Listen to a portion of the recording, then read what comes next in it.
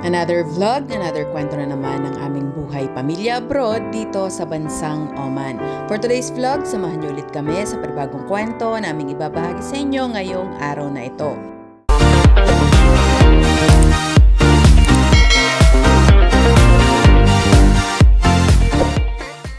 Dahil sobrang ganda nga ng tubo ng aming tanglad, naisipan naming mag-roasted whole chicken. Gamit lang ang aming air fryer. Putulin mo lang po ah.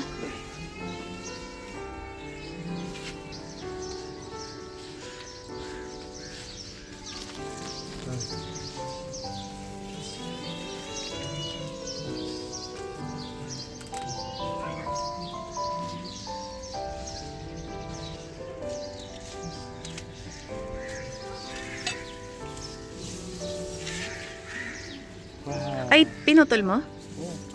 Wow, thank you, Dad. Ay, pasok na, pasok.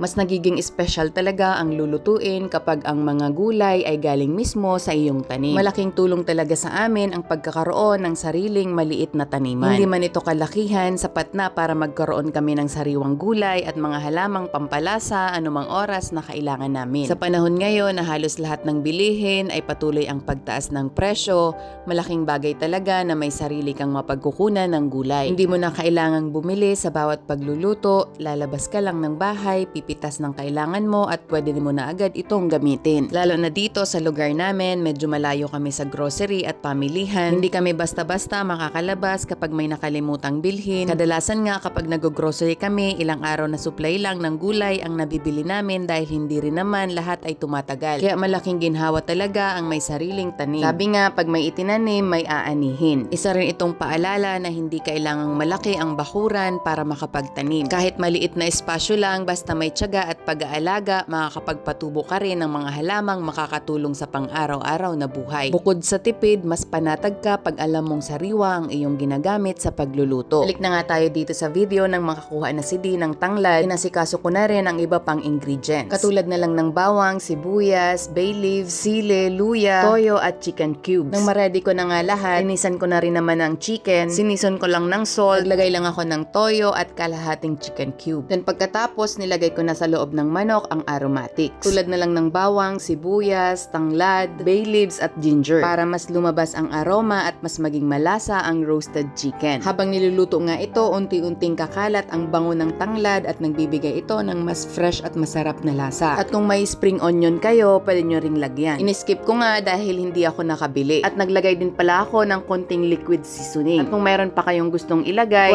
pwede. Sa akin kasi kung ano lang yung available, yun lang din yung mga nilalagay ko. Nang malagay ko na nga lahat ng aromatics, inarinade ko lang for 1 hour. At dahil nga natatakam din ako sa pancit bihon, isipan ko na din magluto. Kaya inihanda ko na lahat ng ingredients, katulad na lang ng bawang, sibuyas, carrots, black pepper, toyo, suka, at sardinas na isasahog ko. Sa totoo lang, mas gusto ko talaga ang ganitong klaseng bihon. Yung sardinas lang ang isasahog mo. Siguro dahil ito na yung nakalakihan ko. Kayo ba, na-try nyo ng sardinas yung isasahog sa bihon? Noon talaga, pag may pagkakataon na makapagluto kami ng bihon, madalas sardinas lang talaga yung sahog namin. Dahil dati nga, na probinsya, parang ang mahal na ng manok. So parang isang lata lang ng sardinas ay pwede na. Kaya hanggang ngayon, dala ko pa rin ang simpleng panlasang iyon na nagbibigay ng masasayang alaala ng aming pamumuhay dati. Naglagay nga lang ako ng mantika sa pan at ginisa ko na rin ang bawang at sibuyas. Ang lumabas na ang aroma, nilagay ko na ang sardinas. At sinunod ko na rin ang carrots. Agad na ako ng tubig at chicken cube, toyo at konting suka. Then after nung kumulo na, nilagay ko na ang bihon. Sobrang saya ng puso ko na kahit malayo kami sa Pilipinas, kakakain pa rin kami ng mga Filipino food. Nakakapagluto ako kaya talaga namang naiibsan ang mga pagkaing nakalakihan mo at nakakabawas homesick na rin. After 1 hour nga ng marination ng manok, isinalang ko na sa air fryer. At finally nga, naluto ko na rin ang bihon. Nang maging okay na nga ang kabila, binaliktad ko lang at brinash ko ng marinade mixture. After 1 hour nga,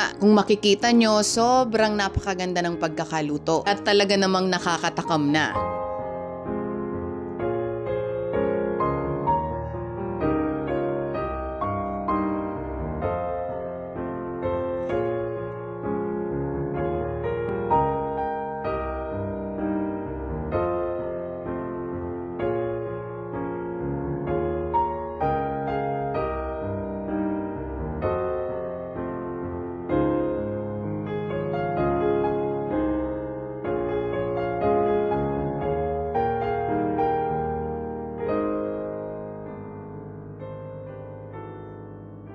Nang matanggal ko na nga sa air fryer, agad ko nang ginayat kasi bigla talaga akong nagutom at natakam. Para nga makakain na kami. Kaya kung kayo ay may air fryer, oven, or may griller kayo, must try talaga ito. Sobrang sarap. Kung kailan nga ay malapit na kaming kumain, nakatulog naman ang baby. Napakabait lang talaga ng baby namin na ito. Pag nakaramdam siya ng antok, hihiga lang siya at maya-maya tulog na nga. Kaya kami na nga munang tatlo ang magsalo-salo sa pagkain. Kaya lang ang aming dalawang pusa ay parang gusto ring makisalo. Lalo na nga si Kitty. Si Kitty talaga ay walang pili sa pagkain. Kahit ano ay kakainin, samantalang si KitKat gusto lang lagi ay cat food. Si KitKat nga lang ay nakuha namin sa kalsada pero siya pa yung sobrang arte sa pagkain. Kahit bigyan mo ng manok or isda, ayaw niya talaga. Pero si KitKat naman ang pinaka-sweet. Ngayon nga si Kitty ay buntis na naman. Kaya this time paghahandaan talaga namin at mas aalagaan para nga hindi na mangyari yung dati. Yung unang ang mga anak ni Kitty, nawala nga lahat yung 5 na yon dahil kay KitKat. O siya, tara po, kain tayo.